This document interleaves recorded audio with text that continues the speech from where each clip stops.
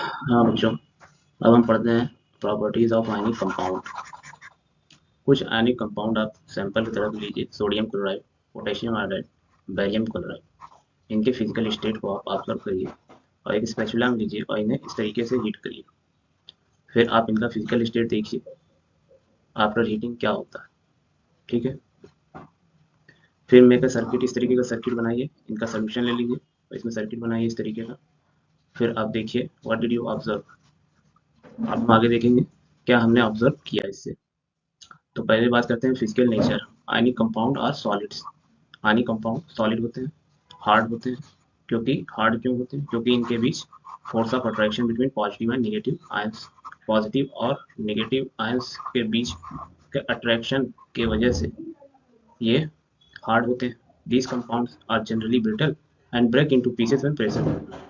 Generally ये होते हैं ब्रिटल, लेकिन जब इन पर आप प्रेशर अप्लाई करते हैं तो ये टूट जाते हैं। अब सेकंड चलते हैं, मेल्टिंग एंड बॉइलिंग पॉइंट।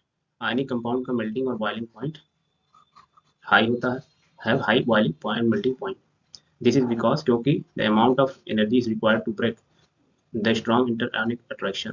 क्योंकि इनके बीच के जो फोर्स लग रहा है, 1 मिनट, इनके बीच का जो ये फोर्स लग रहा है, इसको ब्रेक करने में बहुत ज़्यादा फोर्स लगाना पड़ता है, जिसके तो इस वजह से इनका मेल्टिंग और बॉइलिंग पॉइंट हाई होता है। ठीक। आगे चलते हैं सॉलिबिलिटी। इलेक्ट्रोवायलेंट कंपाउंड या ionic compound are generally soluble in water or insoluble in solvents such as kerosene, petrol, etc. Kerosene और पेट्रोल में ये इनसॉल्युबल होते हैं, लेकिन वाटर में ये सॉल्युबल होते हैं। अब आगे चलते हैं conduction of electricity. The conduction of electricity through a solution involves the movement of charge particles. क्योंकि इनमें चार्ज पार्टिकल्स रहते हैं, प्लस और माइनस, तो ये मूव करते हैं, जिसकी वजह से इलेक्ट्रिसिटी फ्लो करती है सोल्यूशन में। The solution of ionic compound in water contains ions. Solution of ionic compound क्या होता है? आयंस कंटेन किया रहता है, जो कि मूव करता है opposite electrodes when electricity is pass through the solution. Ionic compound in the solid state will not conduct electricity. जब ये सॉलिड स्टेट में आयनिक कंपाउंड रहते हैं तो ये क्या होता है, ये इलेक्ट्रिसिटी कंडक्ट नहीं करते, because movement of ion in solid is not possible. क्योंकि जो मूवमेंट है आयन का, ये सॉलिड में नहीं पॉसिबल है, जबकि लिक्विड में पॉसिबल है। ठीक।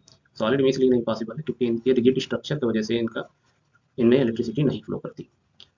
ठीक है। But ionic compound conduct electricity in molten state में आयनिक कंपाउंड इलेक्ट्रिसिटी कंडक्ट करते हैं। This is possible in the molten state since electrostatic force of attraction between the oppositively charged ions are overcome due to the heat. Electrostatic force of attraction, this is possible since the electrostatic force of attraction between the positively charged ions overcome due to heat. Thus the ions move freely and conduct electricity. मॉल्टन state में electricity ionic compound conduct करता है, आपको ये याद रखना है। ठीक। अब आगे चलते हैं।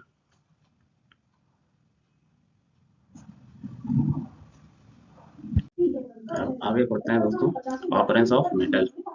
Earth crust is the major source of metal. Sea water contain soluble salt such as sodium chloride, magnesium chloride, etc. ठीक। अर्थ क्रस्ट जो है मेजर सोर्स है किसका? मेटल्स का। सी वाटर में कुछ सॉल्ट्स आपके मिलते हैं, जैसे sodium chloride, magnesium chloride, etcetera, और भी मिलते हैं। द एलिमेंट और कंपाउंड जो नेचुरली अर्थ क्रस्ट में मिलते हैं उसे हम क्या कहते हैं?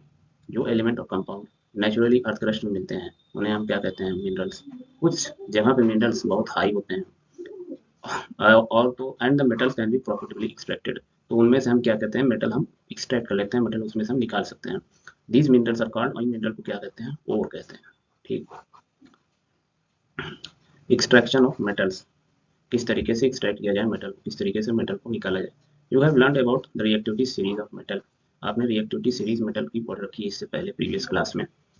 Having this knowledge you can easily understand how metal is extracted. इस नॉलेज से आप समझ सकते हैं किस तरीके से मेटल को एक्सट्रैक्ट किया जाता है उसके ओर से। कुछ मेटल जो है अर्थ क्रस्ट में फ्री स्टेट में पाए जाते हैं, और कुछ जो है कंपाउंड के फॉर्म में रहते हैं, और कुछ जो लेस रिएक्टिव है वो जो है फ्री स्टेट में पाए जाते हैं। For example, gold and silver, platinum and copper are found in free state.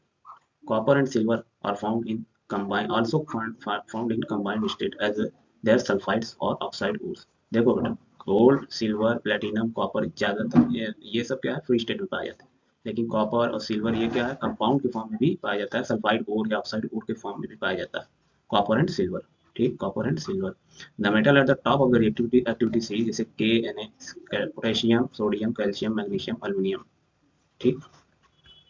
ये ज़्यादा रिएक्टिव होते हैं। तो ये जो है इतना ज़्यादा रिएक्टिव हो जाते हैं कि ये फ्री एलिमेंट्स नहीं पाए जाते, क्योंकि ये रिएक्ट कर जाते हैं दूसरों से।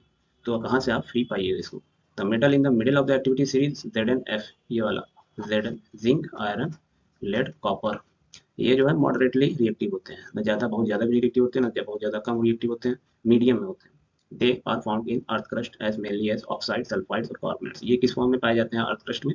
ऑक्साइड या सल्फाइड या कार्बोनेट्स के रूप में पाए जाते हैं। You will find that ores of many metal और ऑक्साइड, ज़्यादातर के ओर जो है मेटल के ओर जो है ऑक्साइड के फॉर्म में रहते हैं। क्यों? क्योंकि oxygen is very reactive element and is very abundant on earth. क्योंकि ऑक्सीजन हमारे अर्थ पे ज़्यादा है और वो रिएक्टिव एलिमेंट है, तो वो मेटल से रिएक्ट कर जाता है। इस वजह से ज़्यादातर मेटल हमारे ऑक्साइड के रूप में फॉर्म मिलते हैं।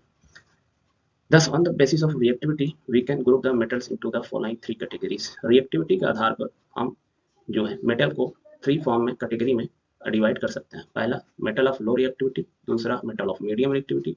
लो रिएक्टिविटी ये है, ठीक, इसका रिएक्टिविटी लो है, इसका रिएक्टिविटी क्या है? मीडियम, इसका रिएक्टिविटी हाई।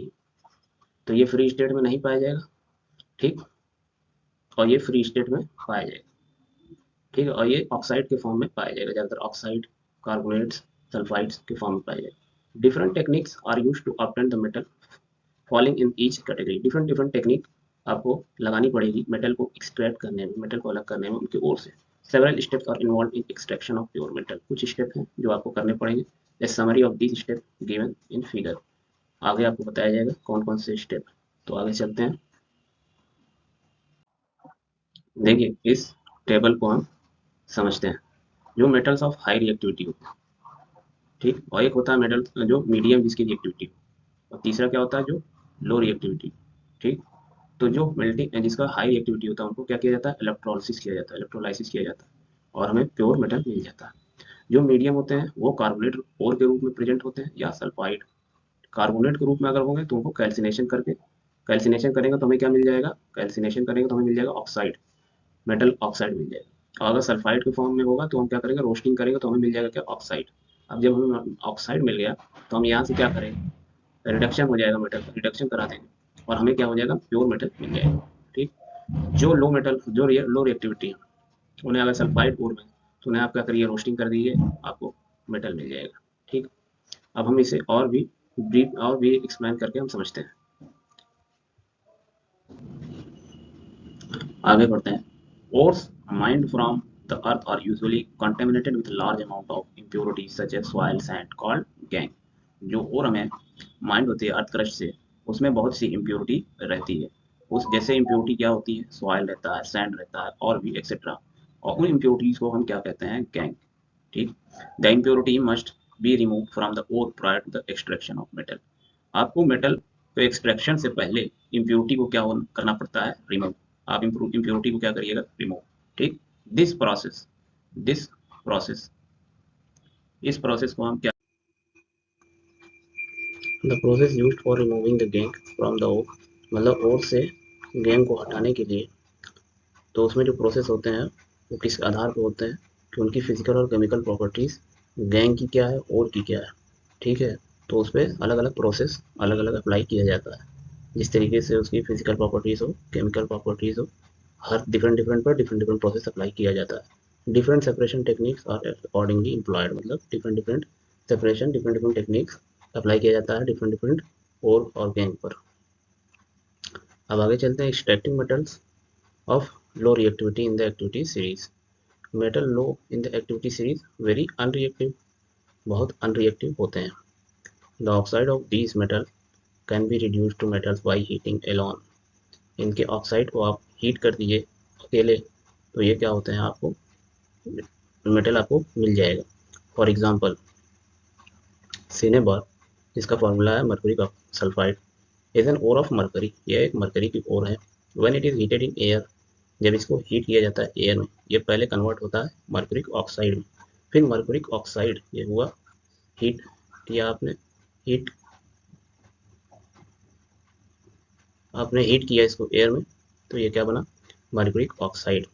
फिर मर्क्यूरिक ऑक्साइड क्या किया जाता है? Then it is reduce to mercury on further heating. फिर आप इसको जब हीट करते हैं तो आपको मर्क्यूरी मिल जाता है, ठीक। Similarly copper which is found as copper sulfide in nature can be obtained from its ore by just heating in air. Copper sulphide को आप हीट कर दीजिए, आपको क्या बनेगा, कॉपर ऑक्साइड मिल जाएगा। फिर कॉपर ऑक्साइड को आप हीट कर दीजिए, आपको क्या बन जाएगा, कॉपर मिल जाएगा। ठीक है, तो अब आगे चलते हैं। ये बात हो गई लो मेटल ऑफ लो रिएक्टिविटी। अब आगे बढ़ते हैं, extracting metals in the middle of the activity series. मतलब जो मिडिल रिएक्टिविटी सीरीज में थे, अब उनकी बात होगी।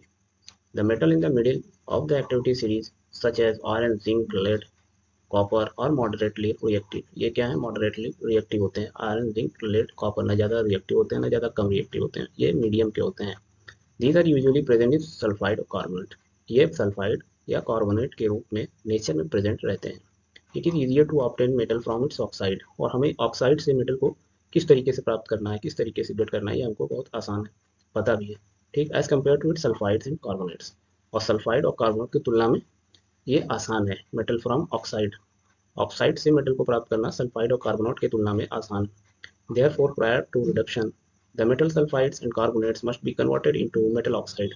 तो हम इस वजह से क्या करते हैं, मेटल सल्फाइड या मेटल कार्बोनेट को पहले कन्वर्ट करते हैं मेटल ऑक्साइड में। The sulphide ore are converted into oxide by heating strongly in the presence of excess air। Excess air के प्रेजेंस में हम जब सल्फाइड ओर को हीट करते हैं तो हमें क्या मिलता है, हमें मिल जाता है ऑक्साइड, मेटल ऑक्साइड मिल जाता है। तो इस प्रोसेस को हम क्या कहते हैं, रोस्टिंग कहते हैं।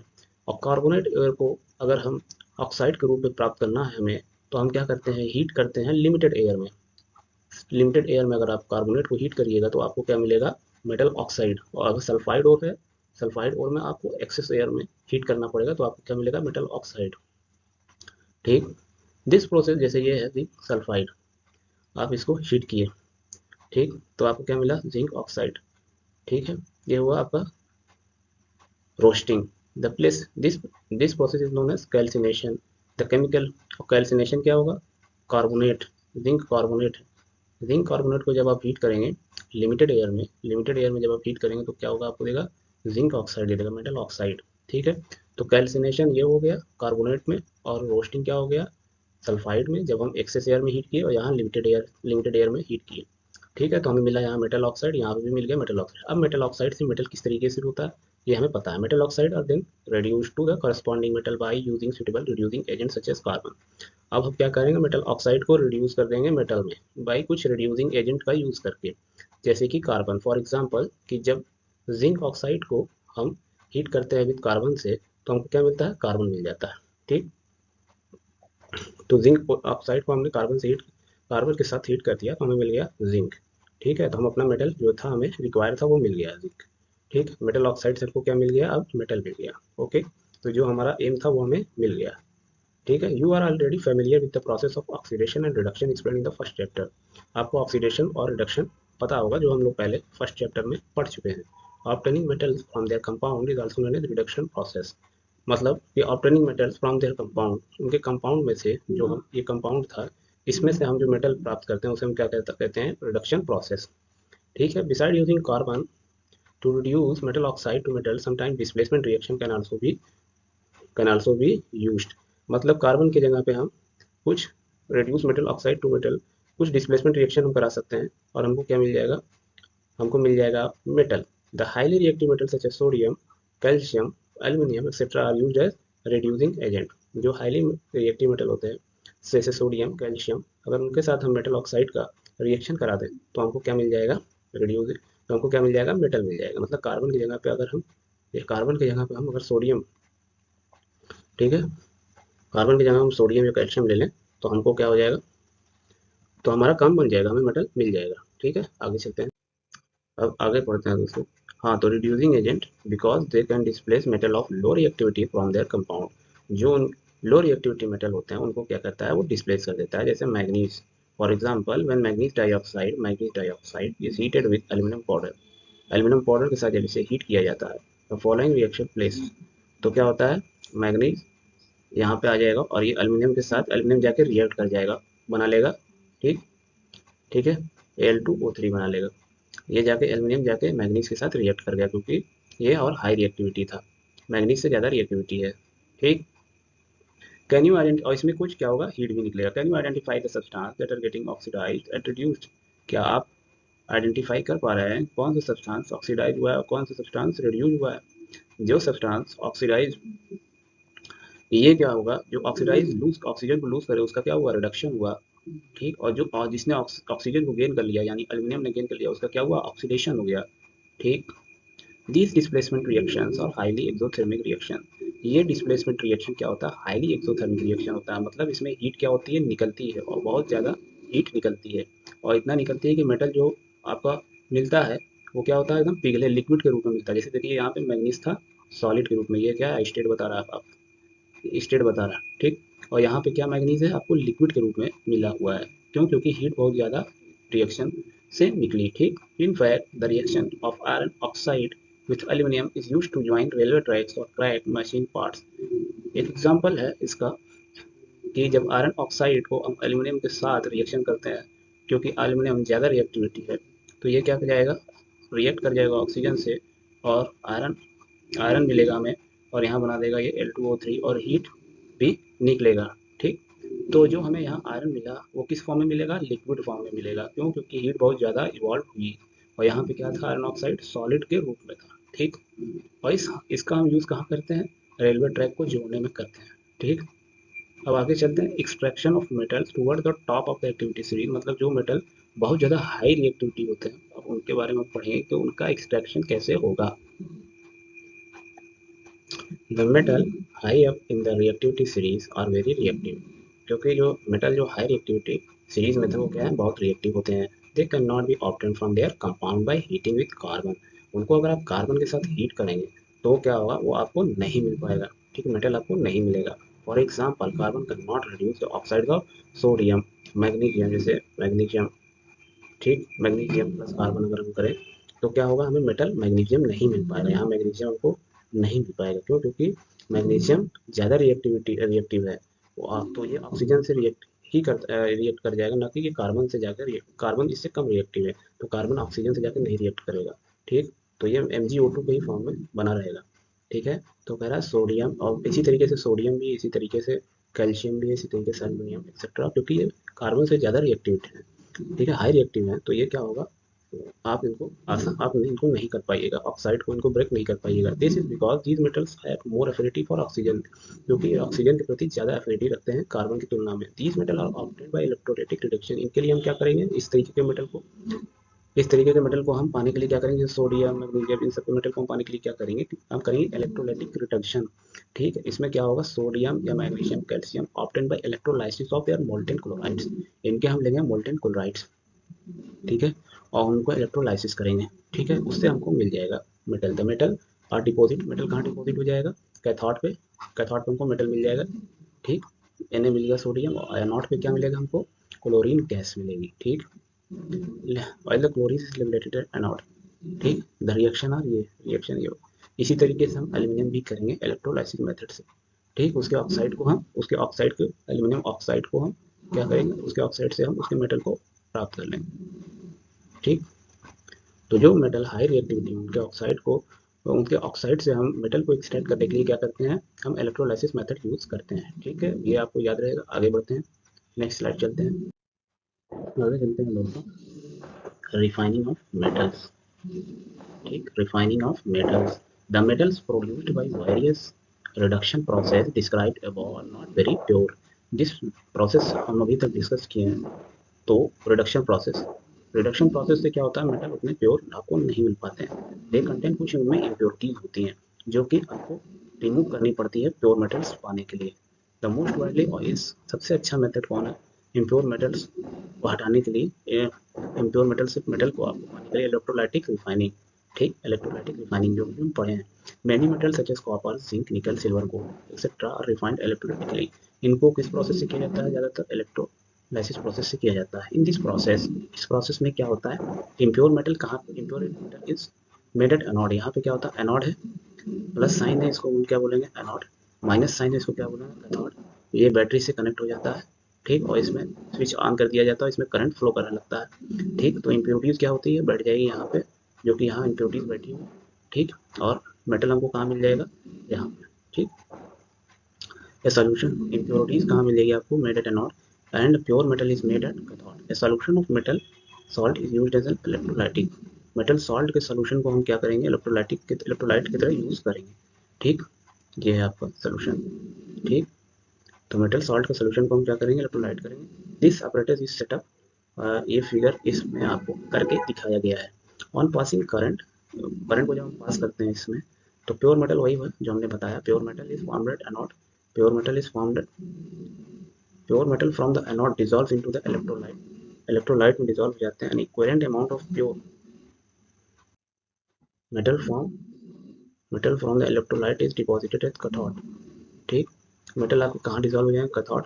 The soluble impurities going to the solution, where the insoluble impurities जो होंगी आपकी, वो कहाँ एनोड पे मिल जाएंगी, और उसे हम क्या कहते हैं, एनोड मेटल, जो हमने बताया वही सब चीज़ें यहाँ लिखी हुई। ठीक है, अब हम आगे चलते हैं कोरोसिन।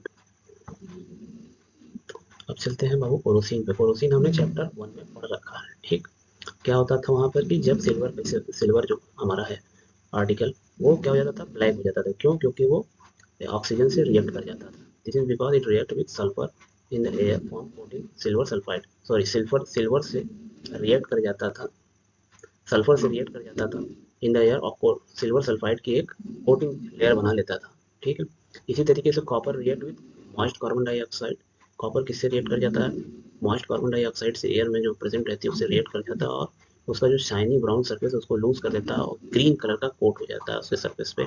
This green substance is basic copper carbonate. ये क्या होता है, कॉपर कार्बोनेट होता है जो ग्रीन सब्सटेंस होता है। ठीक है, आयरन क्या होता है, जब मॉइस्ट एयर में जाता है तो उसमें क्या होता है, ब्राउन कलर का हो जाता है ऊपर, जिसे हम रस्ट कहते हैं, मूर्छा लग जाता है। ठीक है, तो ये सब क्या होता है, इस सबको हम कहते हैं कोरोसिन।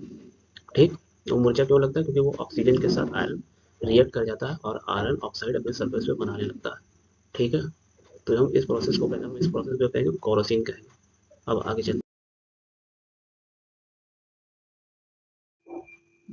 चलते हैं बाबू, अब चलते हैं प्रिवेंशन ऑफ कोरोसिन, मतलब कोरोसिन से किस तरीके से बचाएं। तो पहला क्या है, the rusting of iron can be prevented by painting, oiling, greasing, galvanising, chrome planting, anodising और मेकिंग एलॉयज। मतलब जो लोहे का जंग लगना है उसको हम किस तरीके से बचा सकते हैं, या तो लोहे पे पेंट कर दें, ऑयल कर दें, ग्रीस कर दें, ठीक, या तो गैल्वेनाइजेशन कर दें, ठीक है, या कुछ उसमें एलॉयज मिला दें। अच्छा, गैल्वेनाइजेशन किसको कहते हैं, ये एक तरीका है, galvanisation is a method of protecting steel, steel को प्रोटेक्ट करने का ये एक मेथड है, स्टील और आयरन को मूर्छा लगने से। ठीक, तो मूर्छा लगने से ये बचाता है, गैल्वेनाइजेशन इज अ मेथड, ये एक मेथड है जो कि मूर्छा लगने से हमें बताता है स्टील और लोहे में किस तरीके से हम उसको बचाते हैं। कोटिंग कर देते हैं थिन लेयर ऑफ जिंक, उसमें क्या करते हैं, स्टील और आयरन पे हम क्या करते हैं, जिंक की जो है कोटिंग कर देते हैं। The galvanised article is protected against rusting even if the zinc coating is broken. ये आपको, अगर जिंक कोटिंग जो है कहीं अगर ब्रोकन भी हो जाती है तो भी ये रस्ट से बच जाता है आपको, galvanised article. Can you reason this out, कि आप इसको रीजन कर बता सकते हैं। तो चलते हैं, एलॉइंग इज आगे चलते हैं, alloying is a very good method of improving the properties of metal. ठीक है, एलॉइंग क्या है, एक बहुत अच्छा मेथड है मेटल के प्रॉपर्टी को इम्प्रूव करने के लिए। We can get the desire property by this method. For example, हम क्या करेंगे, हम एग्जांपल लेते हैं कि iron is most widely used metal. ठीक, आयरन को सबसे ज़्यादा मेटल को यूज़ करते हैं, आयरन मेटल को, लेकिन कभी भी हम आयरन को प्योर फॉर्म में नहीं यूज़ करते हैं। क्यों, क्योंकि ये प्योर आयरन जो है बहुत सॉफ्ट होता है और आसानी से जो है स्ट्रेच हो जाता है जब गर्म होने पे। लेकिन अगर हम उसमें कुछ कार्बन मिला देते हैं उस लोहे में 0.05% के करीब, तो लोहा क्या हो जाता है, बहुत हार्ड हो जाता है और बहुत मजबूत हो जाता है। ठीक, तो जब आयरन इसमें मिक्स किया जाता है, जब आयरन में मिक्स किया जाए निकल या क्रोमियम, तो हम क्या पाते हैं, स्टेनलेस स्टील, मतलब उसमें ऐसा स्टील जिसमें मूर्छा नहीं लगेगा। ठीक, विच इज़ हार्ड, जो कि हार्ड रहता है और जिसमें मूर्छा नहीं लगता। ठीक है, दस इफ आयरन इज मिक्सड, अगर हम आयरन को मिक्स करते हैं किसी और सब्सटेंस के साथ, तो हमारे उसमें जो हमें मिलेगा उसमें उसकी प्रॉपर्टी भी कुछ चेंज रहेगी। ठीक है, तो इसी तरीके से हम मेटल के प्रॉपर्टी को बदलने के लिए कोई दूसरा मेटल उसमें ऐड कर देते हैं। ठीक, metal can be change if it is mixed with some other substance. अगर अदर सब्सटेंस के साथ हम मेटल को मिक्स कर देंगे तो उसकी प्रॉपर्टी चेंज हो जाएगी।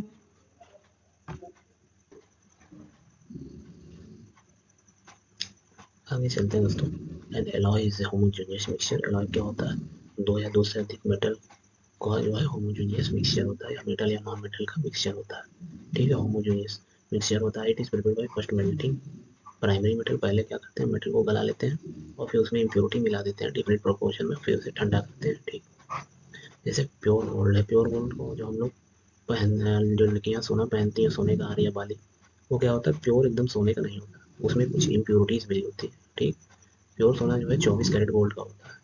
ठीक है, जो कि बहुत सॉफ्ट होता है, उससे कुछ भी ज्वेलरी नहीं बन पाती, वो इतना सॉफ्ट होता है। उसमें कुछ मिक्स किया जाता है सिल्वर या कॉपर, जिससे सोना थोड़ा सा हार्ड होता है, तब जाकर के उसमें डिज़ाइन बनती है, हार बनता है।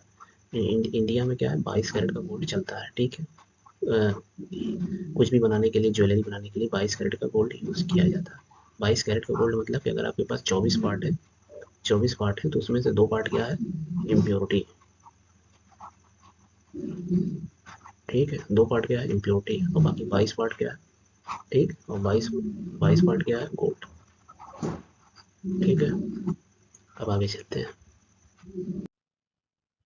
If one of the metal is mercury, अगर एक मेटल मरकरी हो तो उसका एलॉय क्या कहलाएगा, अमेल्गम कहलाएगा। ठीक, और इसका इलेक्ट्रिकल कंडक्टिविटी और मेल्टिंग पॉइंट क्या होगा, less than pure metal, pure metal से कम होगा। ठीक, less than pure metal. Example ले लिया ब्रास, एग्जाम्पल ले लिए ब्रास ले लिए, और दूसरा एलॉय है आपका ब्रोंज, ये दोनों में कॉपर है। ब्रास किसका एलॉय है, कॉपर और जिंक का। ठीक, और ब्रोंज किसका एलॉय है, कॉपर और टिन का। दोनों जो है गुड कंडक्टर ऑफ इलेक्ट्रिसिटी नहीं है, जबकि कॉपर जो है गुड कंडक्टर ऑफ इलेक्ट्रिसिटी होता है। ठीक है, लेकिन इसका एलॉय जो है वो गुड कंडक्टर ऑफ इलेक्ट्रिसिटी नहीं होता है। सोल्डर, सोल्डर किसका एलॉय है, ये है लेड और टिन का, लेड और टिन का, और इसका मेल्टिंग पॉइंट क्या होता है, लो होता है। ठीक, जो कि यूज़ किया जाता है वेल्डिंग ऑफ इलेक्ट्रिकल वायर को जोड़ने में मदद होता है। ठीक है दोस्तों, अब मेरे चैनल को दोस्तों आप सब्सक्राइब करिए, लाइक करिए, वीडियो शेयर करिए। तो अगली वीडियो में आपसे मिलते हैं। Okay, thank you.